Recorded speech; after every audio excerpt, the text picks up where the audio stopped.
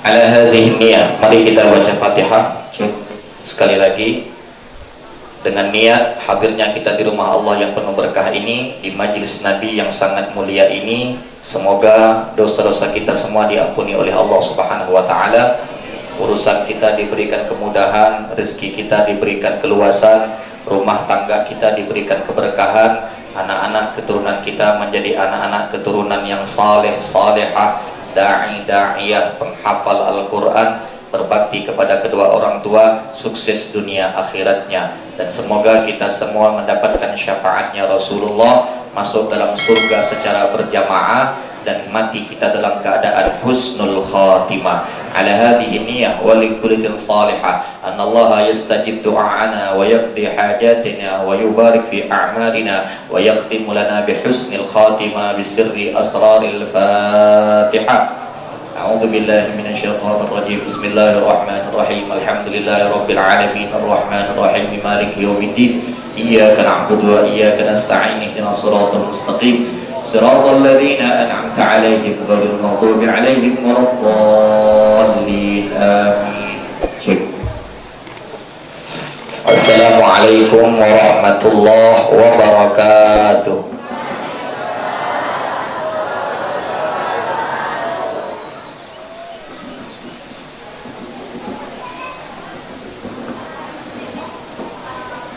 Ini busanya nggak pernah diganti nih, sampai bekapok.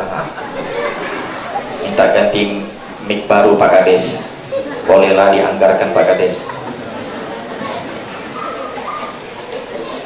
Sekali lagi saya ulangi, Assalamualaikum warahmatullahi wabarakatuh.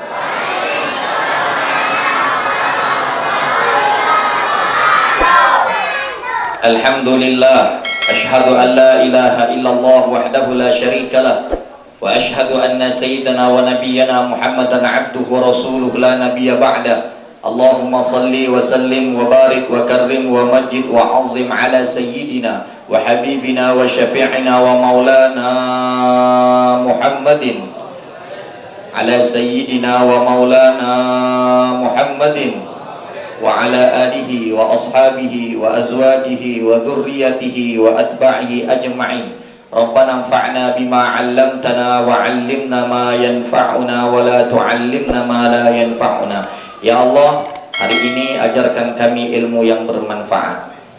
Ya Allah, ajarkan kami hari ini ilmu yang menambahkan kami semangat dalam ibadah, dan jangan Engkau ajarkan kami ilmu yang sesat.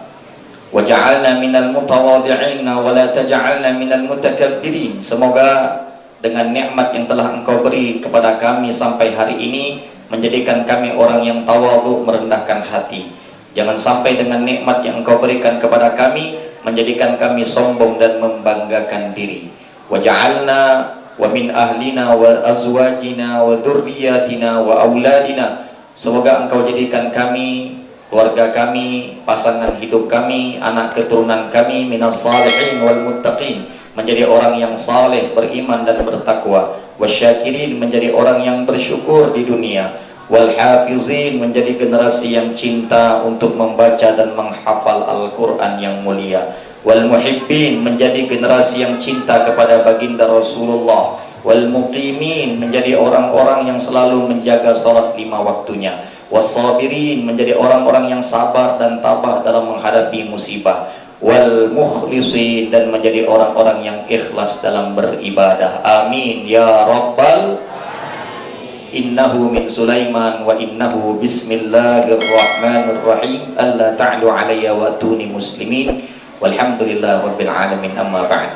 Kepada para asatid, para orang tua, Bapak Haji, Ibu Hajjah, para sesepuh, guru-guru ngaji, tokoh agama yang hadir pada kesempatan kali ini, yang tidak dapat saya sebutkan satu persatu namanya, namun tanpa mengurangi rasa hormat saya, kita doakan semoga orang-orang tua kita semua diberkahi umurnya oleh Allah Subhanahu wa taala. Amin ya rabbal. Salam penghormatan juga kami sampaikan kepada tamu istimewa, yaitu Kepala Desa Kuala Dua. Alhamdulillah hadir di tengah-tengah kita, yang baru 1 tahun lebih menjabat sebagai Kepala Desa. Kita doakan Semoga beliau diberikan kemudahan dalam mengurus desa Kuala Dua menjadi kepala desa yang amanah dan tanggung jawab. Amin ya Rabbal. Salam hormat juga saya sampaikan kepada pengurus Masjid Nurus Sabirin dan segenap panitia Maulid Nurus Sabirin yang telah 1 bulan lalu meminta agenda acara Maulid pada tanggal 17 Oktober Ahad pagi ini. Semoga semua panitia dan pengurus masjid serta jamaah yang berpartisipasi untuk mensukseskan acara Maulid ini diberikan balasan yang terbaik dalam kehidupannya dunia wal akhirah. Dan salam hormat ini teristimewa kepada semua jamaah, ibu-ibu majelis taklim, bapak-bapak, ibu-ibu, hadirin wal hadirat, pemuda-pemudi, anak-anak. Semoga kita semua selamat dunia wal akhirah, masuk dalam surganya Allah yang kekal abadi selama-lamanya. Amin ya Rabbal. Sallu ala Nabi Muhammad. Ahmadu ya Habibi, Ahmadu ya Habibi, Ahmadu ya Habibi, ya Habibi, salam alaika, salam alaika Allah. Semuanya Ahmadu ya, yang cinta Nabi keluarkan suaranya. Ahmadu ya Habibi, Ahmadu ya Habibi, ya Habibi, salam alaika, salam. Yo anak-anak TPA semuanya. Ahmadu ya Habibi, Allah. Ahmadu ya, yang cinta Nabi, yang berharap syafaat Nabi, salawat keluarkan suaranya. Ya Habibi, salam alaika, Allah, salam alaika, Allah. Ya Abal Qasimi, ya Abaz Zahrai, ya Jaddal Husaini, ya Habibi, salam alaika, salam alaika, Allah. Semuanya. Ya Habibi, Allah, Habibi, Ahmadu ya Habibi, Ishfa' lana ya Rasulullah. Alaika, salam alaika. Sallu ala Nabi Muhammad. Dalam Quran surah Ali Imran, surah yang ketiga, ayat 142. A'udzu billahi minasy syaithanir rajim. Bismillahirrahmanirrahim. Am hasibtum an tadkhulul jannah walamma ya'lamillahu alladhina jahadu minkum walamma ya'lamillahu alladhina jahadu minkum wa ya'lamas sabirin. Mana suaranya? Kalau dengar musik karaoke, giling-giling kepalanya, anggo-anggo lehernya. Tapi kalau sholawat, baca Quran, tengah mulutnya. Ya Allah, ya Allah.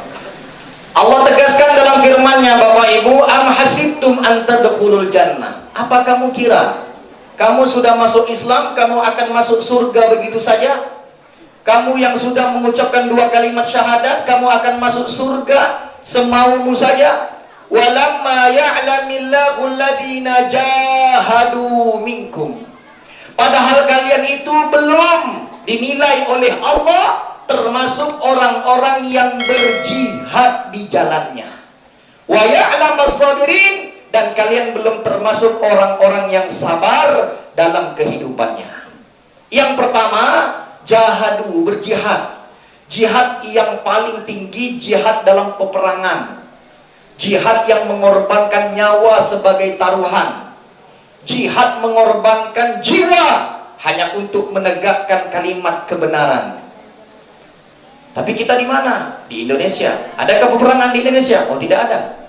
Kecuali kalau datang lagi penjajah, muncul lagi PKI di zaman kita, maka mau tak mau angkat senjata. Saya sudah siap nih, bawa tongkat nih. Maklum, zaman sekarang ini luar biasa. Ustadz tengah ceramah pun ada orang gila. Ya, ibu ya. Mending jamaah udah siap jadi tameng. Rupanya jamaah pun takut semua, lari semua. Tinggal Ustadz sendirian saja. Maka saya siap tongkat nih. Mungkin ada orang-orang gila masuk ke sini kan, bawa pisau pula dia. Memang kita tolak apa pakai tongkat ini. Tapi insya Allah di sini orang waras semua, orang sehat semua ini. Ya. Maka kata Allah, kamu gak akan masuk surga kalau seandainya kamu tidak berjihad di jalan Allah. Jihad yang harus kita ambil apa hari ini? Kita melangkahkan kaki, kita hadir di rumah Allah yang penuh berkah, di majelis Rasulullah. Ambillah bagian perjuangannya. Apa itu? Bersolawat kepadanya. Hadir kita bukan karena kepala desa, hadir kita bukan karena panitia, hadir kita bukan karena siapa-siapa, tapi hadir karena ada rasa cinta, mahabbah, rindu kepada baginda Rasulullah sallallahu alaihi wasallam. Sallu ala Nabi Muhammad. Mana bukti cintanya? Sungguh-sungguhlah. Kalau engkau cinta kepada Rasulullah, sungguh dalam apa Ustaz? Sungguh dalam bersolawat, sungguh dalam merayakan peringatan kelahirannya.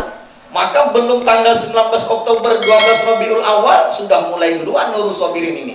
Belum orang lain nyusun jadwal, duluan panitia mengundang penceramahnya. Sungguh-sungguh, ya, buat banner sampai 2 spanduk di depan masjid itu. Ya, saya kira 2 penceramah, rupanya sama orangnya, beda penampilannya saja. Nggak tahu gimana Bu, sama nggak dengan foto spanduk itu? Sama Bu orangnya? Sama apa beda? Oh sama. Ya Allah ya Rabb, sungguh-sungguh panitia mulai dari mengambil penceramahnya jauh-jauh 1 bulan sebelumnya udah di booking. Ya, kalau sekarang oh, nggak bisa. Belum 12 Rabiul Awal sudah mulai duluan dia. Masya Allah. Siapkan kamera handycam. Baru ini saya ceramah Kuala 2 ada handycam besar di depan saya. Nggak tahu ini hanya pencitraan saja atau betul-betul masuk YouTube nantinya ini. Ya, luar biasa. Disambut dengan minuman terbaik, ada kopinya, ada tehnya, ada air putihnya, makanan terbaik, ada 2 jenis kuenya. Apalagi habis ini ada makanan nasi lagi. Ada nggak? Jangan sampai saya sebut tak ada ya. Palu panitia. Ada nggak? Untuk ustaz atau semua jamaah dapat? Semuanya dapat. Jangan mau kalah sama orang Madura. Biarpun Bugis kita, Melayu kita, Jawa kita, Sambas kita. Ini bukan masalah suku, ini masalah cinta. Kalau sudah cinta tumbuh dalam hati kita, demi Allah, langit pun akan didaki, lautan pun akan diselam. Betul tidak? Betul tidak? Maka semuanya berikan yang terbaik. Makanannya, minumannya, songnya, kameranya, amplopnya. Ustadz ini amplop pula. Nah, nanti pening kepala panitia, Ustadz yang kami undang tuh sendirian, tahu-tahu datang bawa santri ramai-ramai. Ada pernah saya bawa itu? Saya nggak pernah. Ini bukan permintaan panitia, bukan. Jadi nanti kami gimana Ustadz? Kami ini nyiapkan cuma 2 piring ya Pak Ustadz. Untuk makan Ustadz bawa santri pula. Ada panitia yang begitu, ujung-ujungnya nggak jadi makan. Ustadz minta maaf ya, nggak cukup budgetnya katanya. La haula, tenang Bang, tenang. Kalau nggak cukup kami langsung pulang. Kasih yang mentahnya aja, pandai kami makan seorang. Ini bonus, ngundang saya itu bonus, ada hadrahnya. Ya, ngundang saya itu bonus, ada speakernya, biar lebih jelas jamaah. Ini mempengaruhi semangat tidak semangatnya, betah tak betahnya duduk mendengarkan ceramah. Sebenarnya bukan ceramahnya, bukan penceramahnya yang hebat, bukan, tapi isi materinya. Isi materi ceramah itu akan bisa didengar, diserap oleh jamaah kalau suasananya tenang, enak, adem, sejuk, bahagia. Betul tidak Bu? Ada masjid ngadakan maulid permadani pun tak ada, tikar tak ada, tidak kesejuk jamaah tuh. Ya, mending ibu-ibu pakai kaos kaki. Kalau bapak-bapak itu mata kaki tumitnya itu bergerak-gerak terus. Udah 3 jam duduk dah katanya, dari awal jam 7 sampai jam 11. Bayangkan itu, nggak betah jamaah. Makanya buat suasana yang paling enak, buat suasana yang paling nyaman, sehingga jamaah itu betah. Speakernya juga, supaya jamaah bisa mendengar dengan jelas. Jangan acara kawin ya, keluar alat band semua. Mana alat band di Kota 2 nih? Ya, kalau ada alat band yang masin kedekut dengan alatnya untuk acara Maulid Nabi, tertutuplah dia. Wah, tahu. Pinjam bang, pakai sound besar kalau bisa. Masin benar gak? Malu lah. Kepala desa datang, speaker biasa. Ya, tenang ya, nanti masukkan semua proposalnya. Jangan takut Pak Kades, anggarkan saja. Selama untuk daerah Kuala 2, anggarkan saja. Betul? Jangan daerah luar yang minta Bapak Kades kasih. Udah, insya Allah Pak Kades ini sarjana agama, SAG. Nah, berat tanggung jawab beliau itu. Ya, kalau seandainya korupsi dia, habislah sarjana agamanya itu, masuk neraka yang pertama kalinya. Berani Pak Ustadz ini. Iya, berat itu sarjana agama itu. Sekarang udah nggak ada sarjana agama, SPDI, sarjana pendidikan Islam. Muncul lagi sekarang SAG sekarang. Ya, udah nggak ada Islamnya lagi, muncul lagi SAG-nya. Ya, bagi anak-anak yang masuk fakultas dakwah itu, sarjana agama lagi. Jadi sekarang bingung udah bedakan mana sarjana agama yang tahu dulu, mana yang tahu sekarang. Lihat orangnya saja. Kalau tua berarti dulu dia kuliah itu. Nah, ini Pak Kades tua dah, tua dah. Tua dah. Badan dia masih tegak. Tapi tak lama lagi mati. Ustaz bukan mendoakan, tapi memang kita ini pasti menghadap kematian. Betul tidak? Betul tidak? Orang kaya mati orang miskin, raja-raja mati rakyat biasa. Pak Kades, Pak RT, Pak Camat, Bupati, Pak Menteri, Pak Jokowi mati. Pak Ustadz mati juga, cuman Ustadz belakangan. Bapak Ibu, Pak Kades duluan. Kan Pak Kades dulu yang kuliah SAG, Ustadz belakangan. Ustadz yang matinya belakangan, ya. Atau Ustadz duluan setelah Pak RT. Boleh juga. Alhamdulillah. Sallu ala Nabi Muhammad. Bersungguh-sungguhlah kalau memang betul cinta sama Rasulullah. Bersungguh-sungguhlah kalau seandainya kita mengharapkan syafaatnya Rasulullah. Bersungguh-sungguhlah dalam beribadah di dunia ini. Kalau kau sungguh-sungguh, Allah jauh lebih sungguh-sungguh lagi memberikan kenikmatan dalam hidup kita. Pertanyaannya, seberapa besar, seberapa serius kesungguhan kita dalam melakukan ibadah di dunia? Ustaz, saya sudah maulid Nabi, saya udah baca sholawat sama Nabi, tapi kenapa hidup saya masih susah Ustaz? Pertanyaannya, sudah berapa lama kau bersolawat kepada Nabi? Berapa banyak kau sholawat kepada Nabi? Pertanyaannya itu, seberapa sedih, rindu dalam hatimu ketika engkau melantunkan sholawat kepada Nabi? Seberapa banyak air matamu yang menetes menandakan bukti bahwa kau cinta pada Nabi? Semakin sungguh-sungguh kita membuktikan dengan amal ibadah perkara-perkara yang sunnah demi Allah, maka Rasulullah akan sungguh-sungguh untuk menuntun kita tinggal bersamanya dalam surga Firdaus yang telah dipersiapkan Allah Subhanahu wa ta'ala. Mimpi kau di siang bolong mau masuk surga, sunnah Nabi tak kau kerjakan di dunia. Apa sunnah Nabi? Nikah, kata dia bilang. Nah, ini bapak-bapak nih, nikah ya taunya. Makanya kalau ada Pak Penghulu, saya suka ngomel tuh. Dia suka khutbah nikah, an-nikahu sunnati faman lam ya'mal bi sunnati falaisa minni. Nikah adalah sunnahku, siapa yang tak ngerjakan sunnahku maka dia bukan golonganku. Maka ini jadi kebanggaan buat laki-laki. Nikah, sunnah. Tanya emak-emak, gimana emak-emak? Kalau bapaknya nikah lagi, sunnah enggak? Betul sunnah, tapi banyak sunnah yang lain, bukan itu ya. Pilih aja yang lain. Kami tak nerima katanya. Ya, bukan begitu redaksi hadisnya itu. Ya, panjang sebenarnya. Nanti kita akan masuk pembahasannya itu. Ya, jadi intinya perkara sunnah jangan kau pilih-pilih. Sholat sunnah tahiyatul masjid itu sunnah. Qobliyah sebelum sholat 5 waktu, ba'diyah sholat sunnah setelah 5 waktu. Apalagi sholat duha, sholat tahajud, sholat hajat, infak, sedekah, zikir, doa, sunnah. Masing-masing itu ada sunnah yang dianjurkan, ada sunnah yang tidak dianjurkan, tapi tetap berpahala. Ya, sunnah duduk di majelis, baca Al-Quran, mendengarkan Al-Quran, sunnah. Manakala kau sungguh-sungguh mengerjakan sunnah, insya Allah kau akan dapatkan syafaatnya Rasulullah. Yang kedua, wa ya'lamas sabirin. Ini sesuai dengan masjidnya, maka saya bawakan ayat ini nih. Ya, nur sabirin, cahaya orang-orang yang sabar.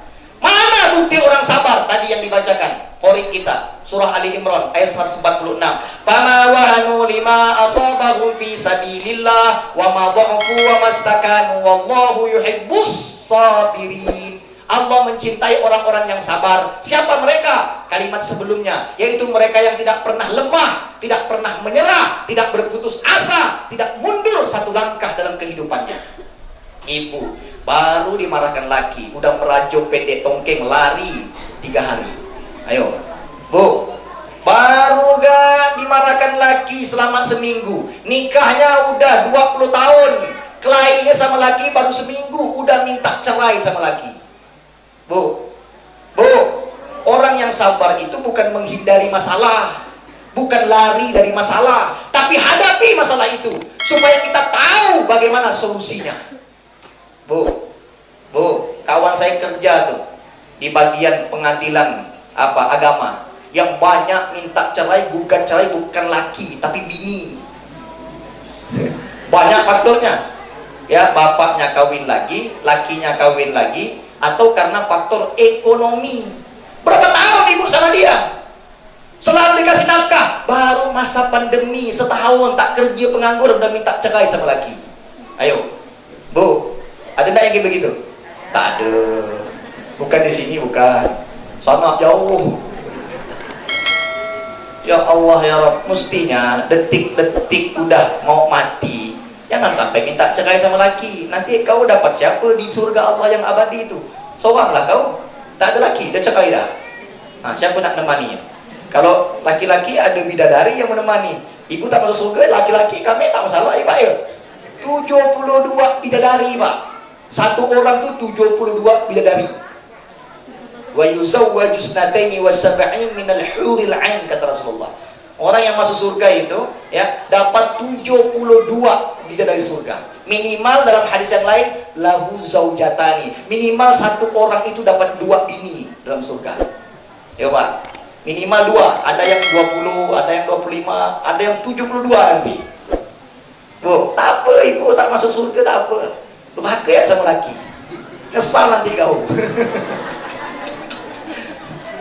Jangan nak macam-macam, dah tahu nak dah tua, muka dah keriput, ya kan? Apa lagi? Baik-baiklah sama laki.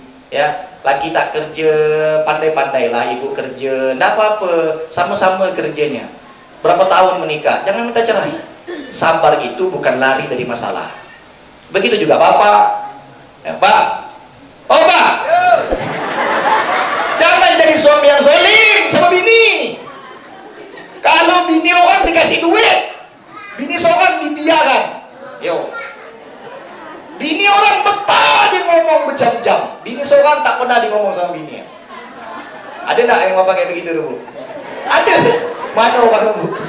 Dia sepantong balahu. Kurang ajar. Bini orang dia luar biasa baik. Tapi dengan bini seorang diomelkan. Ada kayak begitu bu? Mana orang bu? Pak, ya Allah ya Rabb. Lihat para nabi dari zaman Nabi Adam, Idris, Nuh, Hud, Saleh, Ibrahim, Lut, Ismail. Nuh dan Lut, nabi yang punya anak istri durhaka. Betul tidak?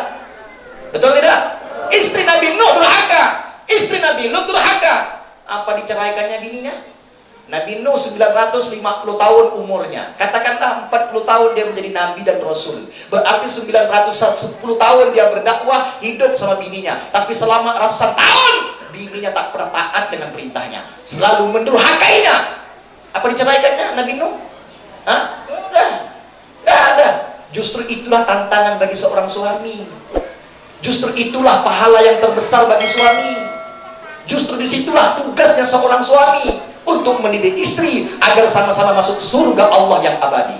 Makanya yang ada hidup apa? Sehidup sesurga abadi, bukan sehidup semati. Dia mati kawin lagi. Pak, oh Pak, masih punya bini dah? Masih punya bini dah? Yang duda mana yang duda? Kawin lagi Pak. Kawin lagi.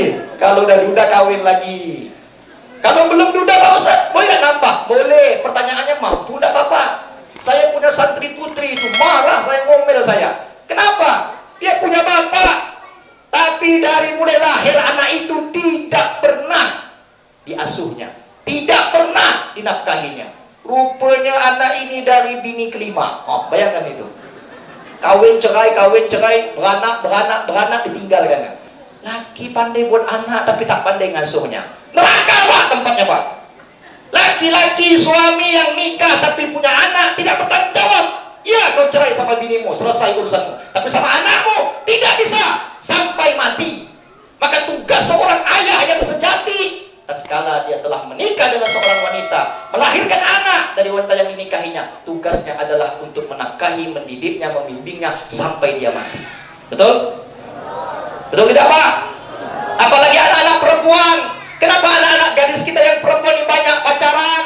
Kenapa? Karena kurang perhatian dari ayahnya, dari bapaknya. Seorang anak tidak mendapatkan perhatian dari bapaknya, maka dia akan mencari perhatian dari laki-laki yang lainnya.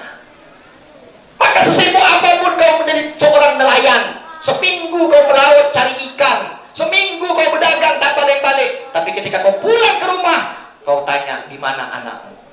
Bagaimana keadaan anakmu? Bagaimana dengan siapa dia bergaul dalam lingkungan anakmu? Perhatikanlah anakmu. Lihat dalam Al-Quran kisah Nabiullah Ibrahim, seorang bapak dengan seorang anak Nabiullah Ismail. Ya bunayya inni ara fil manami anni adbahuk. Wahai anakku yang paling kusayang, aku mimpi tadi malam bahwa aku menyembelihmu.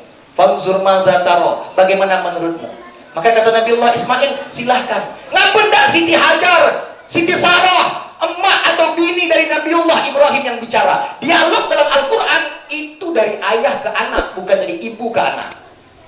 Betul nggak? Quran surah Luqman, surah 31. Ya, Luqman itu siapa Pak Ustadz? Ada yang mengatakan bukan Rasul tapi Nabi. Ada yang mengatakan bukan Rasul, bukan Nabi, tapi seorang wali, ulama besar dia. Ya, maka sampai diabadikan dalam Al-Quran. Wa idh qala Luqmana wa idh wa laqad atayna Luqmana al-hikmata an yashkur lillah wa man yashkur fa innama yashkur li nafsihi wa man kafara fa innallaha ghaniyyun hamid. Wa idh qala Luqmanu li ibnihi wa huwa ya'izu. Tatkala Luqman memanggil anaknya, menasihati anaknya, ya bunayya la tusyrik billah, wahai anakku, jangan kau menyekutukan Allah. Siapa yang ngajarkan? Siapa yang ngajar Pak? Bapak, bukan emak. Memang hadis Nabi, al-ummu madrasatul ula, ibu adalah sekolah pertama bagi anak-anaknya. Itu pasti. Tapi yang paling penting adalah tugas dan peran seorang bapak. Ibu sekuat apapun punya kelemahan dalam mendidik anaknya. Dia yang melahirkan, dia yang ngasuh, dia yang mandikan, dia yang menyuapkan. Tapi ingat, perhatian yang besar, pendidikan yang paling penting itu adalah dari seorang bapak. Ketika bapak dan tegas mengatakan, nah ini jahat, ini buruk, jangan kau lakukan, maka anak lebih mendengarkan nasihat bapak daripada ibunya. Betul tidak Bu? Ibu sama anak dekat itu biasa, itu sudah pasti, karena anaknya lahir dari rahim ibunya. Tapi yang dibutuhkan kedekatan seorang bapak. Sudahlah kau tak melahirkan, kau tak menyusui, kau tak nyuapkan, kau tak nguruskan, masih lagi kau tak berikan perhatian. Zalim seorang ayah seperti itu. Na'udzubillah. Siapa lagi? Nabi Yusuf, dialognya dengan Nabi Yakub. Ya, bapaknya lagi, bukan ibunya. Nabi Adam, Qabil dan Habil, bapaknya lagi, kenapa bukan Siti Hawa? Fatimah Az-Zahra, itu dialognya dengan Rasulullah, bukan dengan ibunya. Betul tidak? Maka ini penting Pak, peran seorang bapak. Bu, oh Bu, senang gak ibu hari ini saya ceramah begitu? Oh, berbunga-bunga hati, kena kok Pak. Habis kau Bu merdeka hari ini kami ini, katanya. Pak Ustadz idaman kami hari ini, boleh kami undang lagi nanti nih, katanya. Oh, banyak nasi goreng. Jangan tahu kawinnya Pak, ini yang merusak citra syariat Nabi ini. Betul, kawin itu sunnah, ya, tapi bisa menjadi makruh, bisa menjadi haram kalau kau tak bertanggung jawab dengan wanita yang kau nikahi, apalagi anak yang telah lahir dari wanita yang kau nikahi. Kau tidak didik dia, kau tidak nafkahi dia dengan sungguh-sungguh, maka kau akan menjadi seorang ayah, seorang bapak yang telah berdosa. Ngomel saya itu Pak sama Bu, sama anak-anak santri saya, bilangkan sama bapak kau, kemarin terakhir bulan Juli, seorang anak sudah hafal 30 juz Al-Quran, kita cari bapaknya, kita undang, tak mau datang. Innalillah, tahu buat ya dia, tinggal duduk manis ya Bah, tak keluar duit, cuman memberikan.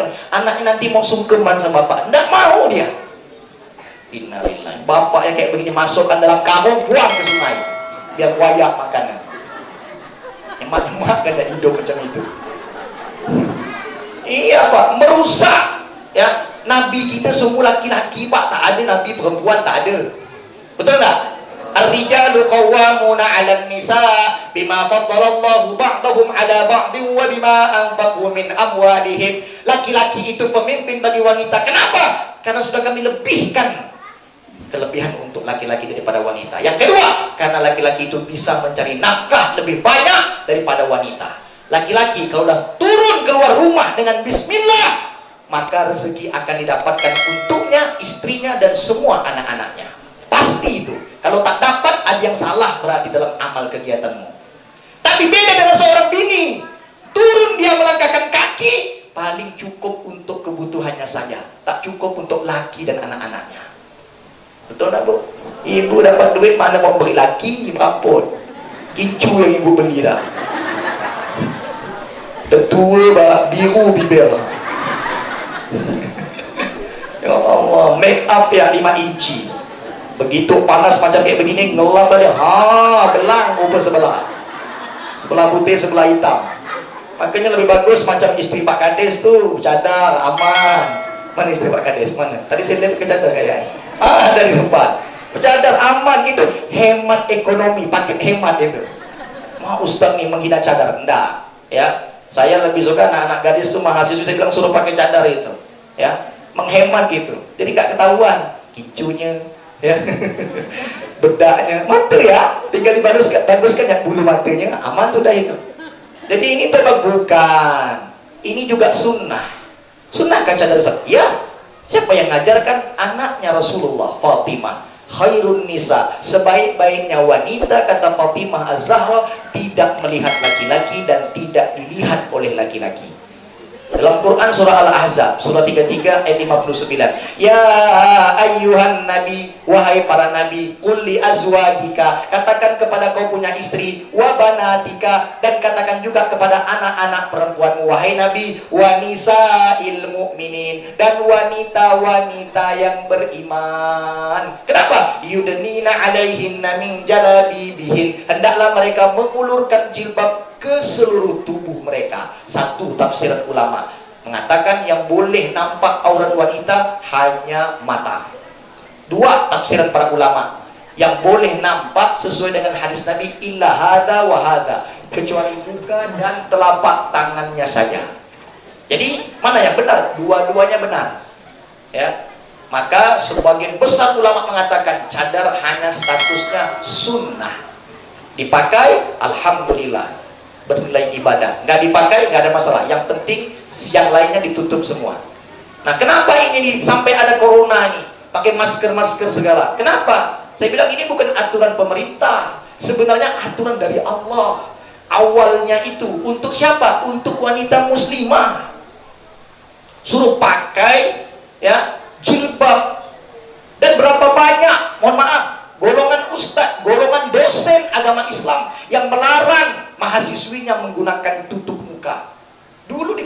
Islam Pontianak itu ada mahasiswi pakai masker pun tak boleh di kelas. Kata dia apa? Menghina. Kata dia apa? Kau tak bisa, aku tak bisa melihatmu, kau bisa melihatku. Bayangkan tuh. Segitunya dosen Islam. Hari ini Allah kasih pandemi, suruh pakai masker di wajah. Supaya apa? Supaya mengajarkan bahwa tutup masker, tutup wajah sebenarnya itu sudah jauh-jauh datang dari syariat Allah untuk para wanita muslimah. Sampai anak-anak masih ada yang keluar, Pak, diancam dikeluarkan dulu. Kamu kalau masih pakai cadar, keluar saja dari kampus ini, cari kampus yang lain saja. Tapi kampus Polnet, kampus Untan saya ngajar aman-aman saja. Ya, saya ceramah di sana aman-aman saja. Mahasiswa yang bercadar tidak pernah diganggu sama dosennya. Tapi di kampus Islam justru tidak. Hari ini saya tantang semua dosen-dosen Islam yang kemarin saya bilang, Anda melarang mahasiswi Anda menutup muka, pakai masker tak boleh, pakai cadar tak boleh. Saksikanlah, buktikanlah. Jangankan anak-anak mahasiswi wanita, anak-anak mahasiswa pun, kaunya pun dosen harus pakai masker. Kalau enggak melanggar protokol kesehatan. Betul tidak? Nah, di sini ya kita boleh nih tak pakai masker, tapi kok di kampus jangan coba-coba, ya. Bahkan sekarang wajib suntik vaksin sudah 2 kali bagi mahasiswa baru yang masuk itu. Betul tidak? Ini luar biasa, ya. Baik, kita kembali kepada surah Ali Imran tadi. Sabirin, bersabar itu adalah perjuangan. Sabar itu bukan hanya diam. Sabar itu bukan pasrah dalam kehidupan, bukan. Tapi sabar itu adalah sesuatu pengorbanan yang harus kita hadapi segala permasalahan dalam kehidupan. Kalau kita lari, nggak akan pernah ketemu solusinya. Hadapi saja. Bini ngomel terus di rumah Pak Ustadz, macam mana nih Pak Ustadz? Hadapi saja. Namanya juga masih hidup di dunia. Kalau di surga tak akan dengar lagi omelannya.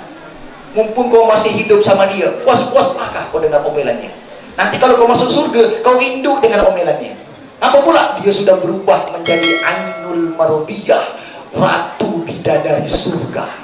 Oh, bayangkan tuh. Wanita yang soleha akan dijadikan oleh Allah ratu bidadari surga. 72 sekeliling laki-laki. Senang dia, perempuan. Selesai itu datang wanita dari jauh. Wah, cantik luar biasa. Pakaiannya mengkilap-kilap. Ya, silau mata memandangnya. Maka laki-laki ini pun bertanya, para bidadari, itu siapa? Oh, itu ratu kami. Kenapa? Kau mau sama dia? Oh iya, suruh dia ke sini. Maka dia melihat, tak kenal.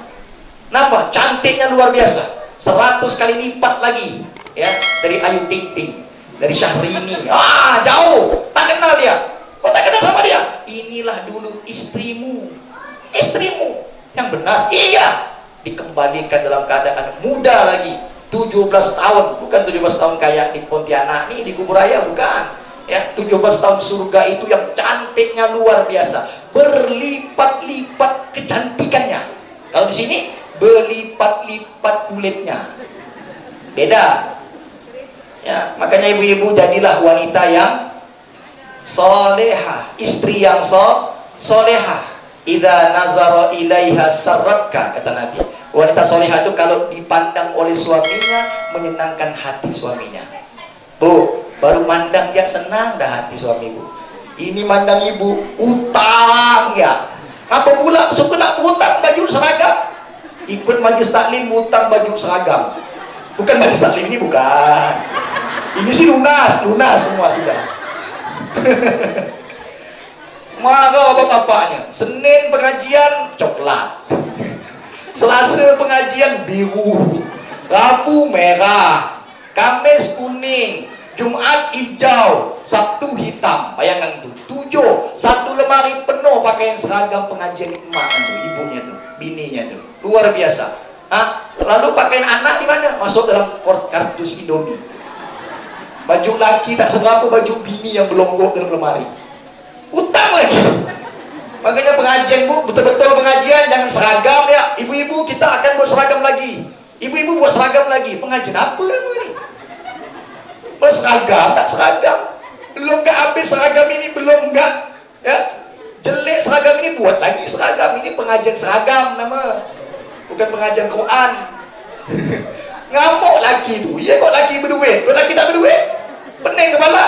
Lagi berharap bini ikut pengajian supaya jadi istri yang soleha, rajin baca Quran, pintar solawatan. Sekali balik banyak ikut pengajian, nambah hutang. Belum lagi lebaran, tupperware, tulipware, yang lewer-lewer, toples, semua dibeli. Maka bapak-bapak ngamuk dengan bini itu. Bukan kami ngamuk dia ikut ngaji Ustaz. Masalahnya itu banyak yang nawarkan kreditan waktu pengajian itu. Pengajiannya 1 jam, kreditannya ngomong sampai 2 jam. Mau beli dah, mau beli dah, mau beli dah. Coba dah pengajian. Betul-betul, jangan nambah hutang. Kalau yang mampu silahkan, yang tak mampu Bu ya, tapi insya Allah ini aman. Kalau mau tak ada, ibu-ibu ajukanlah ke Pak Kades. Anggarkan Pak Kades. Kami ini Majelis Taklim ibu-ibu Kuala 2. Insya Allah menambah berkah buat Kuala 2. Maka Pak Kades anggarkan untuk baju seragam majelis ibu-ibu ini. Betul lah Bu? Jangan takut Pak Kades, bukan duit Pak Kades Pak. Mumpung jadi Kades, habiskan ya, apalagi tak mau akhir tahun. Jangan bersisa Pak Kades. Sayang masuk ke kas negara lagi. Habiskan ya tahun ini. Tahun depan buat lagi anggaran yang baru. Betul tak Bu? Oh, ketawa lah ibu-ibu tuh. Selap Pak Kades nih. Kena lagi Pak Kades hari ini.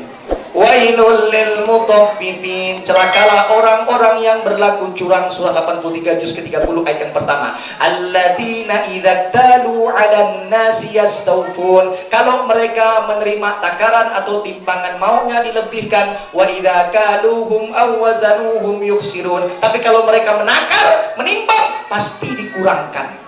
Ayat ini Bapak Ibu, kalau Anda buka surah 83, berbicara masalah perdagangan. Yang punya warung-warung sembako, hati-hati. Nimbang beras, nimbang gula, yang jualan bensin, nah sama juga tuh. Ya, kalau sedikit saja kau kurangkan timbangan, atau timbangan tuh kau sengaja putar-putar supaya salah, ya, timbangan itu. Mutafif, curang, wail, celaka engkau. Dan ingat, salah satu nama neraka itu ada namanya neraka wail. Untuk siapa itu? Untuk orang-orang yang suka bercurang atau melakukan kecurangan dalam perdagangan. Ya Bu, ya mana yang punya toko sembako, mana. Yang anak kurang-kurangkan timbangan, ya, yang jual bensin juga begitu tuh, ya. Tapi alhamdulillah sekarang udah pakai pom mini dah. Tapi ada ya orang nak buat jahat tuh. Kadang-kadang dikasihnya sesuatu besi itu untuk menahan.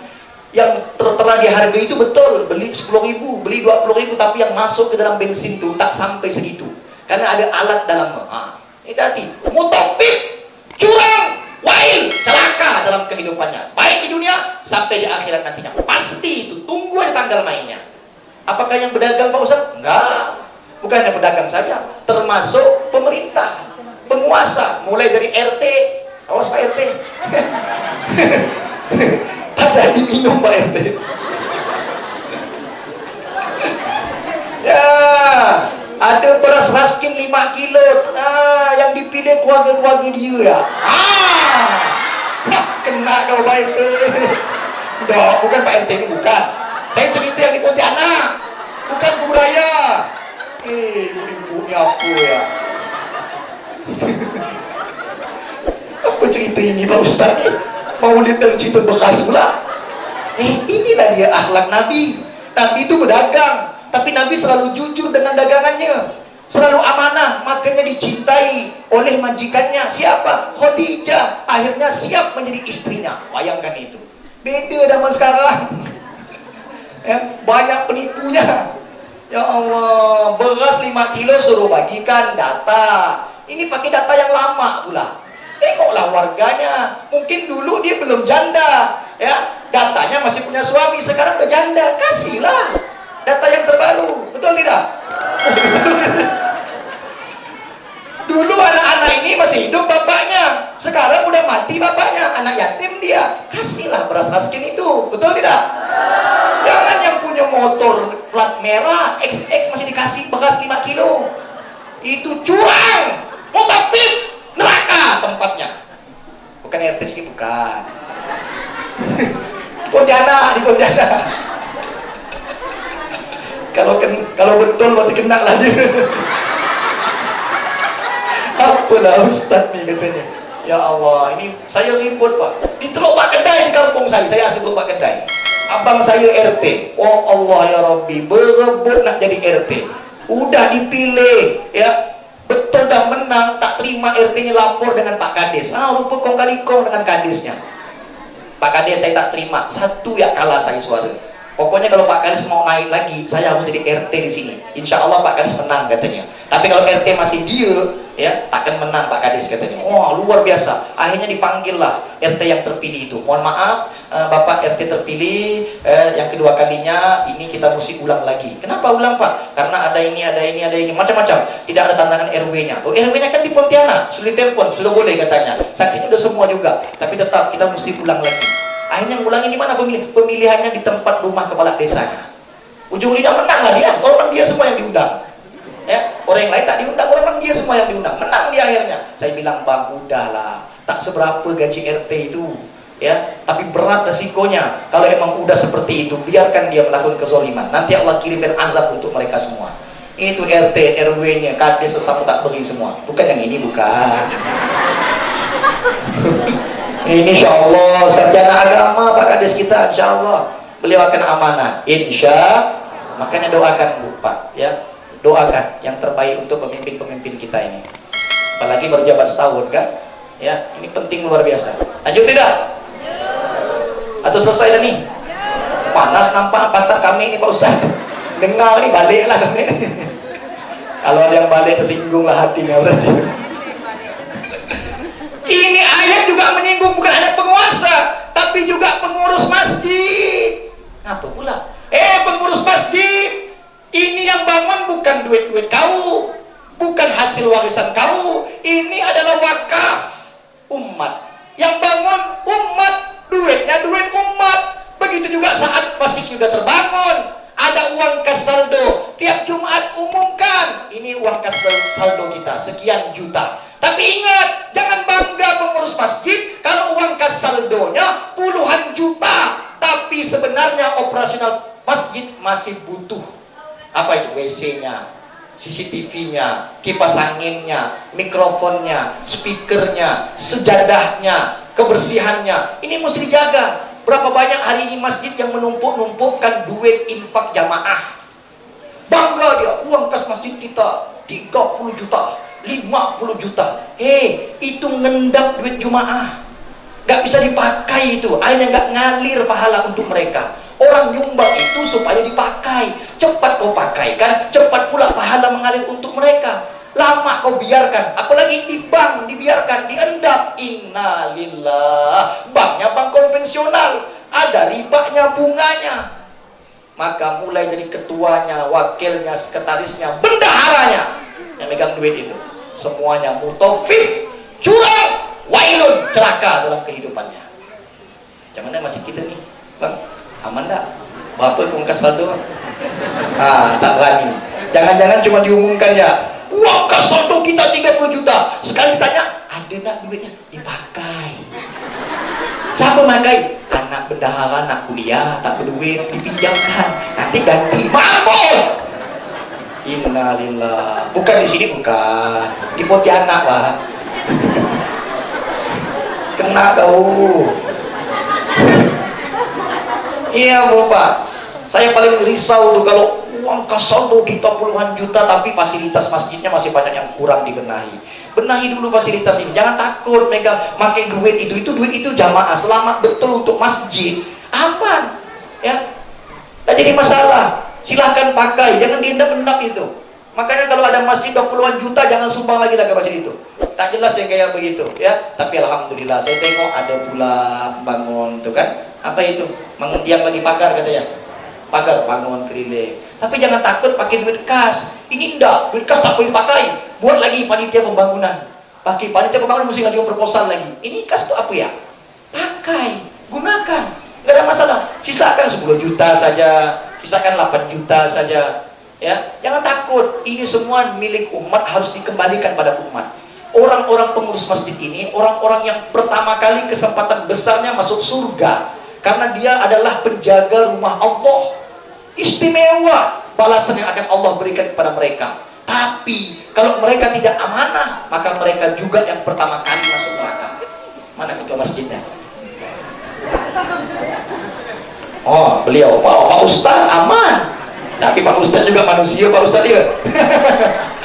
Manusia, nengok duit silau kadang-kadang. Ya Allah, ya Allah. Anda jamaah, saya bilang kami butuh infak buku 3 juta saja. Terkumpullah 16 juta.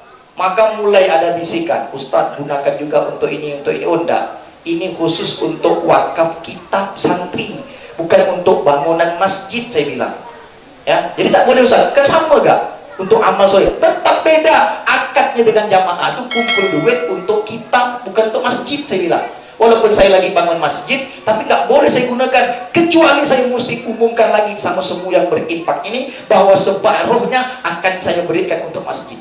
Kemarin di Jeruju, mohon maaf, saya nggak sebutkan masjidnya, ya. Saat saya mau khutbah Jumat, mereka umumkan, Alhamdulillah, kita menggalang dana 50 juta rupiah untuk rakyat Palestina.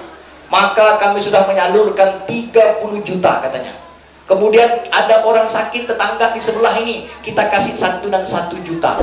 Lalu biaya makan panitia selama penggalangan dana habis 8 juta. Sisa-sisanya kurang lebih 13 juta akan kita simpan untuk pembangunan masjid kita. Celaka!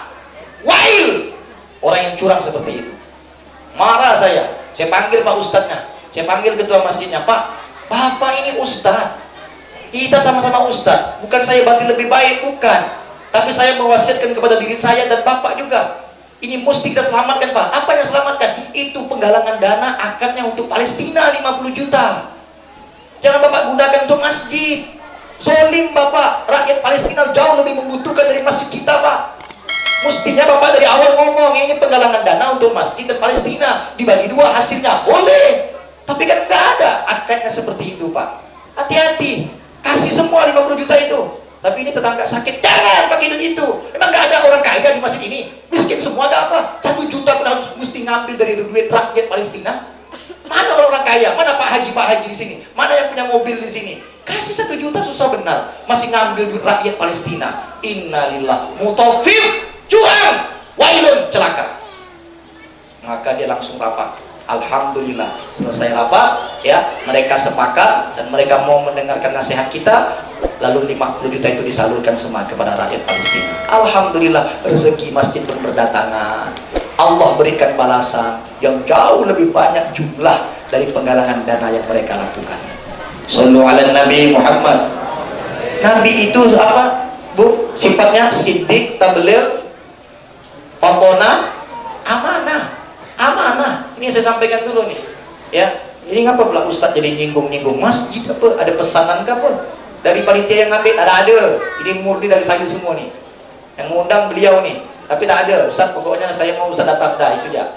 Tak ada titik pesan suruh singgung Pak RT, suruh singgung Pak Kades, tak ada.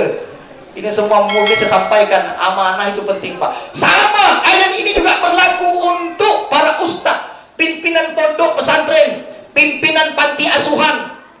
Berapa banyak?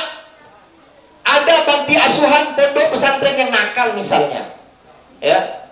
Atau memang mungkin ada fakta seperti itu. Dia bangun panti, dia bangun pondok, bertahun-tahun dapat sumbangan, tapi tak pernah bagus bangunan. Sengaja dia tak mau baguskan fisik bangunan supaya orang setiap melihat pantinya, pondoknya terkesan kesian. Sumbangan pemerintah pun tiap tahun didapatkan, karena di foto belum jadi, sengaja tak mau jadikannya. Kalau jadi tak mau lagi orang nyumbang katanya. Aduh, ada yang kayak begitu Bu? Ada panti yang kayak begitu Bu? Takut ibu jawab. Adalah panti yang kayak begitu. Ya, hati-hati kalau ketemu seperti itu. Mudah-mudahan nggak ada di sini. Amin. Amin. Maka pimpinan panti, pimpinan pondok seperti itu, mutafif, curang, wailun, celaka. Sama Bu, ibu-ibu pengajian Majelis Taklim BKMT, hati-hati Bu, ya, dapat bantuan dari Pak Kades berapa? 10 juta. Rupanya untuk apa? Ini untuk alat hadrah, dibelikan seragam.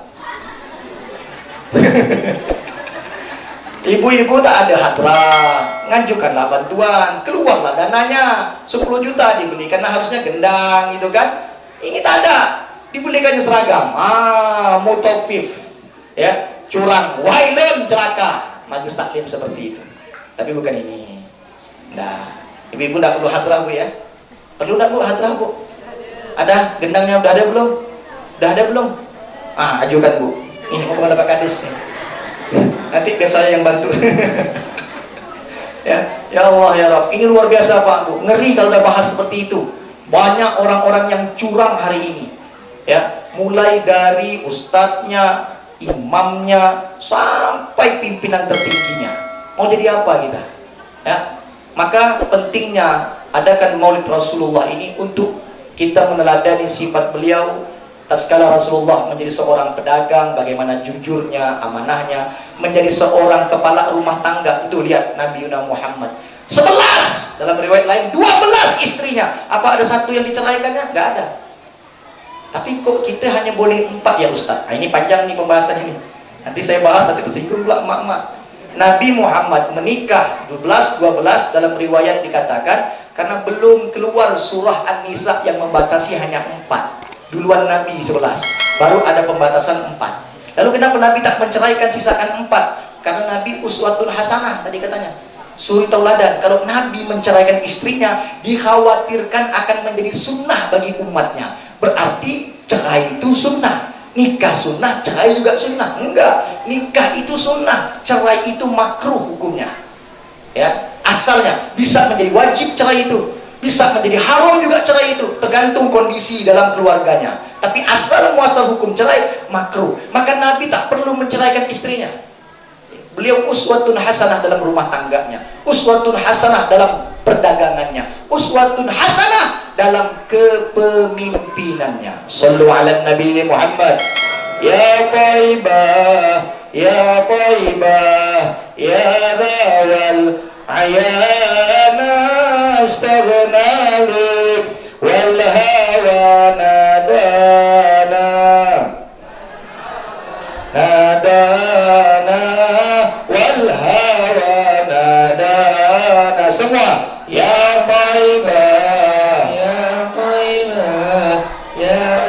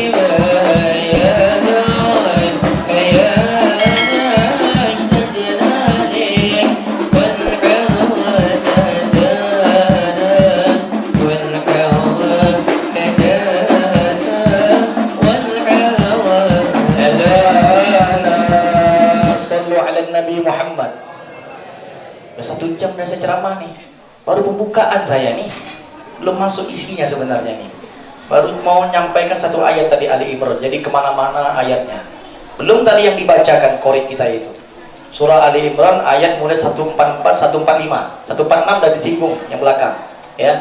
A'udzu billahi minasyaitonir rajim.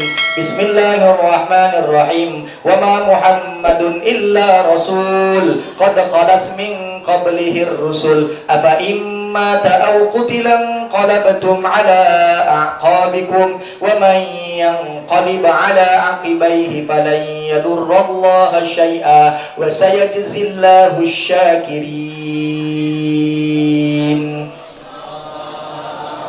Cukup ceramahnya? Cukuplah.